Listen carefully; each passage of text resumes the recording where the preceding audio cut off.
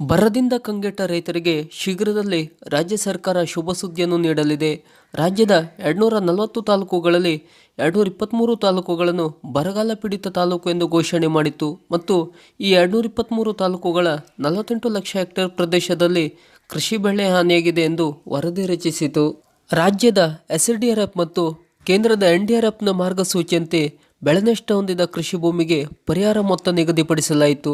ಪ್ರತಿ ಹೆಕ್ಟೇರ್ ಮಳೆಯಾಶ್ರಿತ ಬೆಳೆಗೆ 8,500 ರೂಪಾಯಿ, ನೀರಾವರಿ ಬೆಳೆಗೆ 17,000 ರೂಪಾಯಿ ಮತ್ತು ಬಹುವಾರ್ಷಿಕ ಬೆಳೆಗೆ 22,500 ರೂಪಾಯಿಯನ್ನು ಬರ ಪರಿಹಾರವಾಗಿ ನೀಡುವುದಾಗಿ ಘೋಷಿಸಿತು ಮತ್ತು ಈ ಪರಿಹಾರ ಮೊತ್ತ ಈ 2 ಹೆಕ್ಟೇರ್ಗೆ ಮಾತ್ರ ಅನ್ವಯಿಸುತ್ತದೆ ಎಂದು ತಿಳಿಸಿತು. 48 ಲಕ್ಷ ಹೆಕ್ಟೇರ್ಗೆ ಒಟ್ಟು 18,500 ಕೋಟಿ ಪರಿಹಾರ ಹಣ ರೈತರಿಗೆ ನೀಡಬೇಕು ಎಂದು ವರದಿಯನ್ನು ಸಿದ್ಧಪಡಿಸಿ ಹೆಚ್ಚಿನ ಪರಿಹಾರಕ್ಕಾಗಿ ಕೇಂದ್ರಕ್ಕೆ ಮನವಿಯನ್ನು ಸಲ್ಲಿಸಿತು.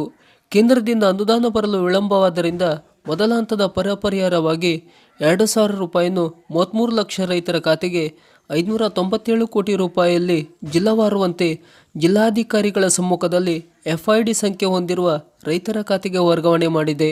ಈಗ ಕೇಂದ್ರಕ್ಕೆ ಅನೇಕ ಬಾರಿ ಮನವಿ ಸಲ್ಲಿಸಿದ್ದರೂ ಪರಿಹಾರ ಮೊತ್ತ ಬಿಡುಗಡೆಯಾಗಿಲ್ಲ ಎಂಬ ಕಾರಣ ನೀಡಿ ರಾಜ್ಯ ಸರ್ಕಾರ ಕೋರ್ಟ್ ಮೊರೆ ಹೋಗಿದೆ. ಈ ಬಗ್ಗೆ ಸ್ಪಷ್ಟನೆ ನೀಡಿದ ಸಿಎಂ ಸಿದ್ದರಾಮಯ್ಯ, ಕಂದಾಯ ಸಚಿವ ಹಾಗೂ ನಾವು ದೆಹಲಿಯಲ್ಲಿ ಅಮಿತ್ ಶಾ ಅವರನ್ನು ಭೇಟಿಯಾಗಿ ಬರ ಪರಿಹಾರಕ್ಕೆ ಮನವಿ ಮಾಡಿದೆವು. ಆದರೂ ಅಲ್ಲಿಂದ ಬರ ಪರಿಹಾರ ಬರಲು ವಿಳಂಬವಾಗುತ್ತಿದೆ. ಕುಡಿಯುವ ನೀರು, ಬರ ಪರಿಹಾರ ಹೀಗೆ 4,600 ಕೋಟಿಯಷ್ಟು ಇನ್ಪುಟ್ ಸಬ್ಸಿಡಿಗೆ ಹಣ ಬೇಕು. ಆದರೆ 5 ತಿಂಗಳಾದರೂ ಹಣ ಬಾರದೇ ಇದ್ದ ಕಾರಣ ಕೋರ್ಟ್ ಮೊರೆ ಹೋಗಬೇಕಾಯಿತು.